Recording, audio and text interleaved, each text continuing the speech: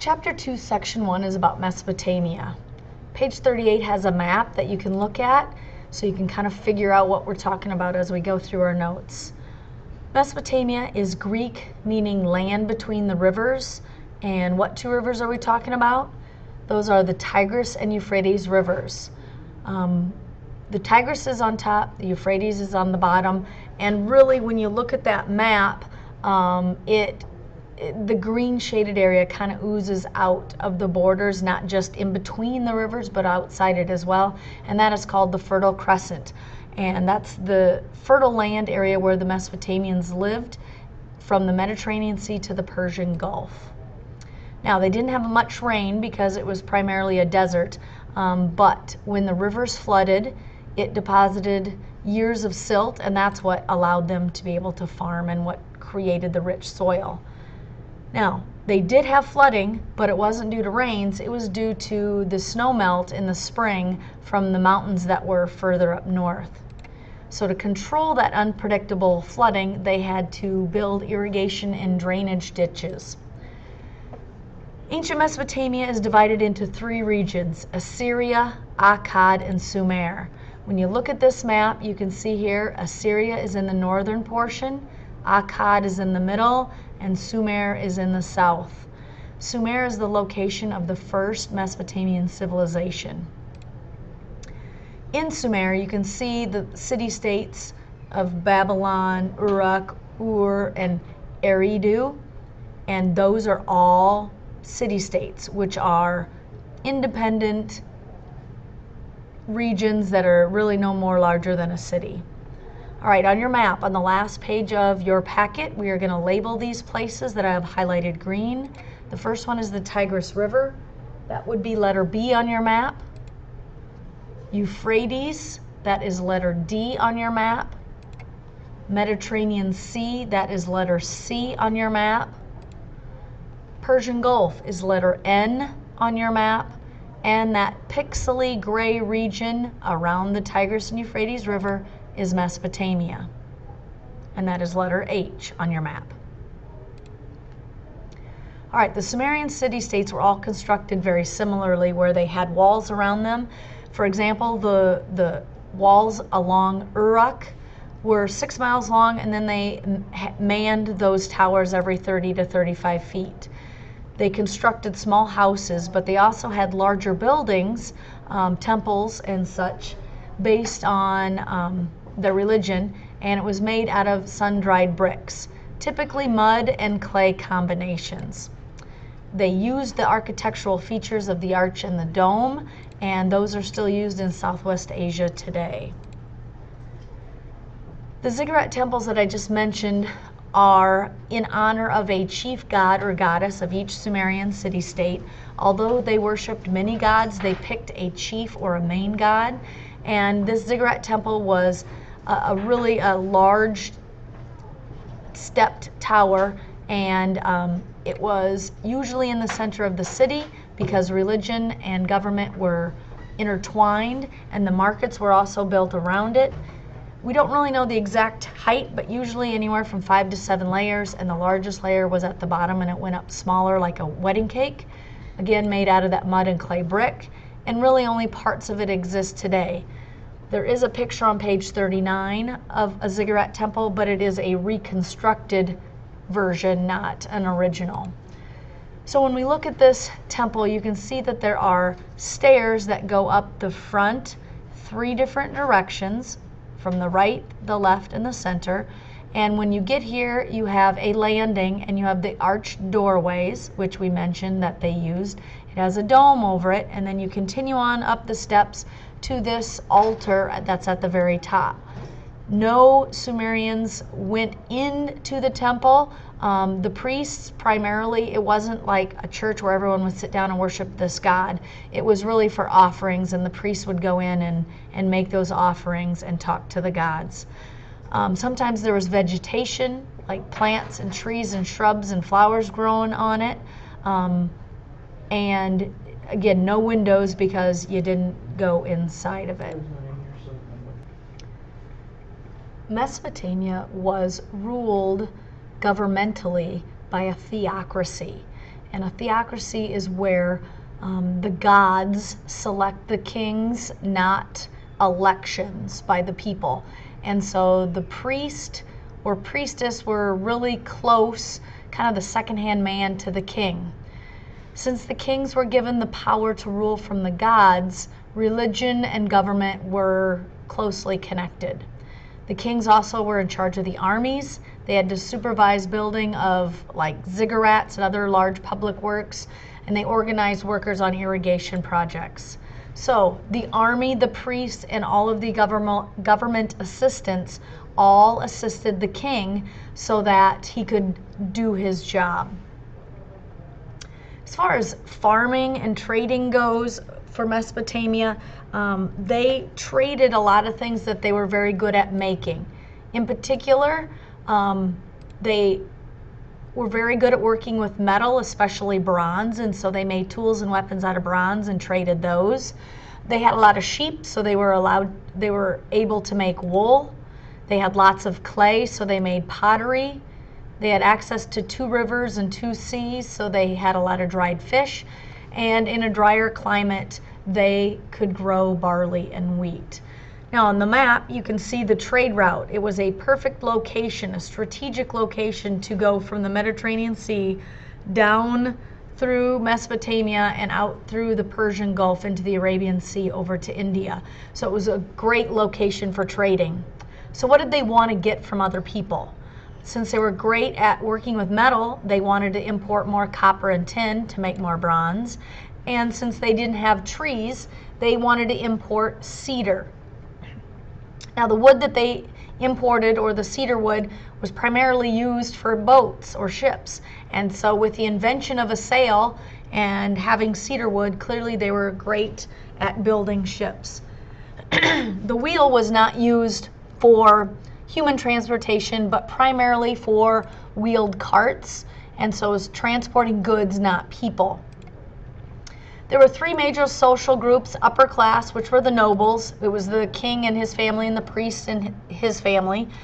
Everyone else, commoners, anybody that was had a skill, were merchants, fishers, craftspeople, or 90% of the population were farmers. And the lowest was slaves. So this is a very common social class system. And the slaves were in charge of building those large temples, weaving cloth, especially the wool, and grinding some of the grain that they would use, and for farming some of the land.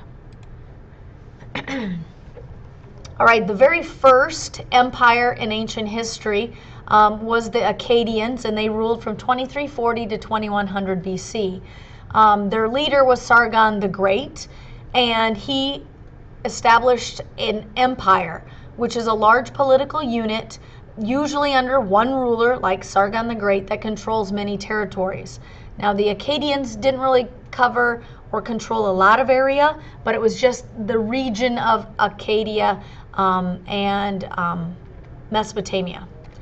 They ended under large attacks, and the Babylonians took over. The Babylonians were from the city of Babylon, and they ruled from 1792 until their leader, Hammurabi, died in 1750.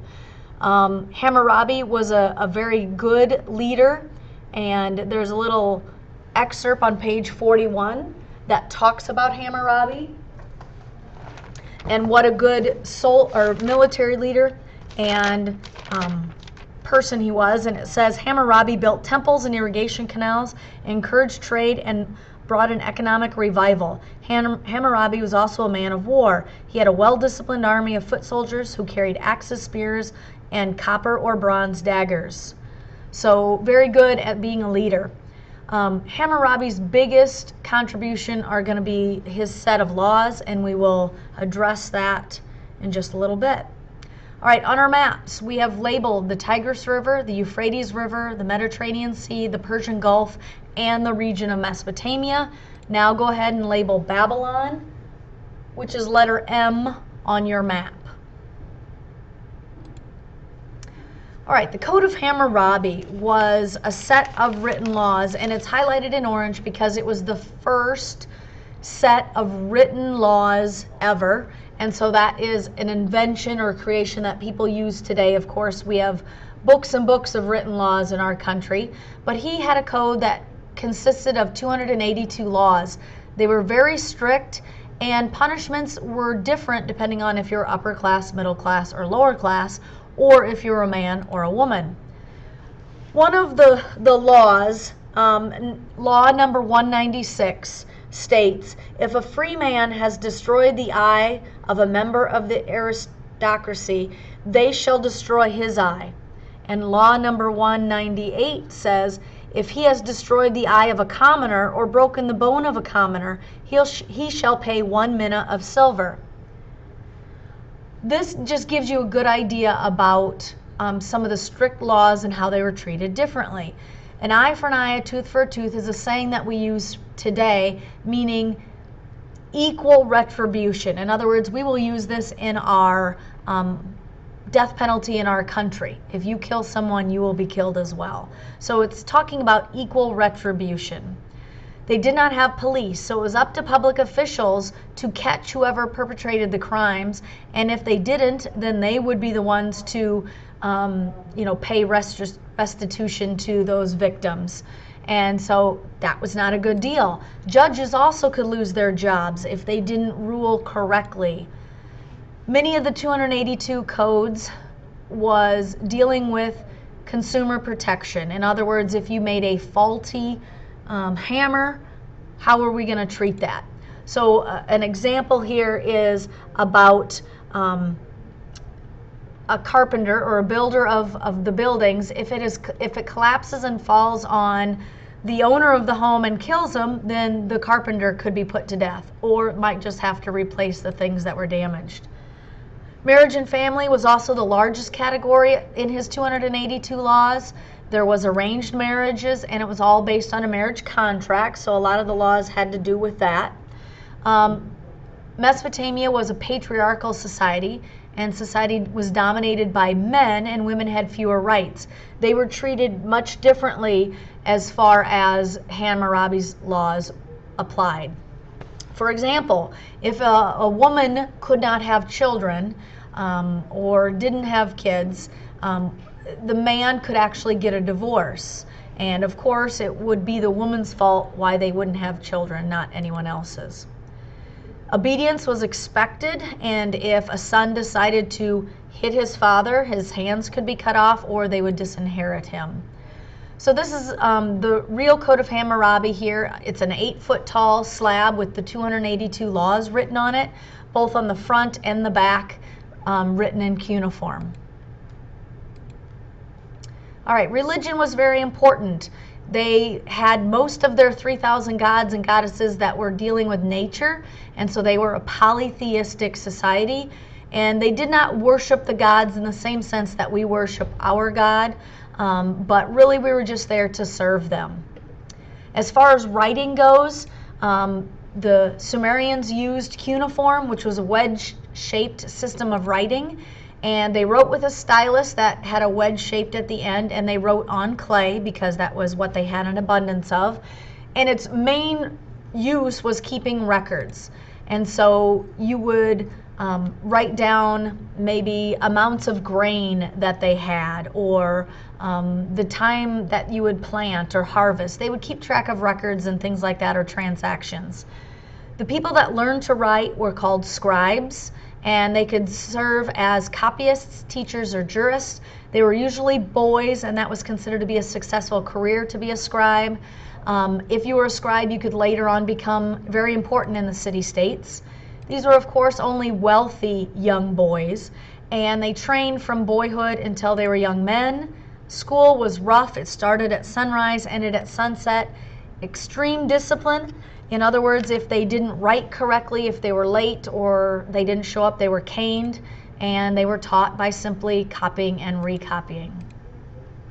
All right, if you were a regular person that needed to keep information, you would do that through a cylinder seal, which you would press into the clay to sign, quote unquote, your name. They also had numbers, which were very similar to their letters. And as far as literature goes, the most important piece of literature was the Epic of Gilgamesh, and it was written on 12 clay tablets.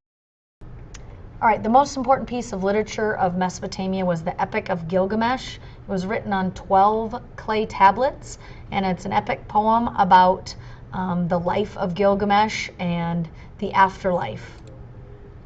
All right, let's summarize with the Sumerian technology. We've already mentioned the wheel and the sail, the potter's wheel and the spinning wheel, the sundial, the arch and the dome, the use of bronze in creating the Bronze Age. In math, they had a system based on the number 60, which is what we used for time, and the multiplication and division charts, which we've used. And they've also charted star constellations to keep track of the time of the year. All right, on the last page of your packet, you have a summarizing sheet about all the different people in Chapter 2. The Babylonians lived in Babylon, or Mesopotamia would also work. Today that is called Iraq. And the things that they invented, started, or created was the Code of Hammurabi, first code of laws, and an eye for an eye, a tooth for a tooth is used as capital punishment in our country today. Sumerians lived in Sumer, called Mesopotamia. Today it's Iraq, and they invented all the things we just mentioned: the wheel, sail, arch, dome, Epic of Gilgamesh, sundial, pottery wheel, spinning wheel, using number 60 as a math system, constellation charts, and multiplication and division tables. All right, you need to do the review on Canvas using your notes for Section 1. You can also read the Epic of Gilgamesh summary and fill out a summary sheet for extra credit. And make sure you've read Section 2 of Chapter 2 for tomorrow.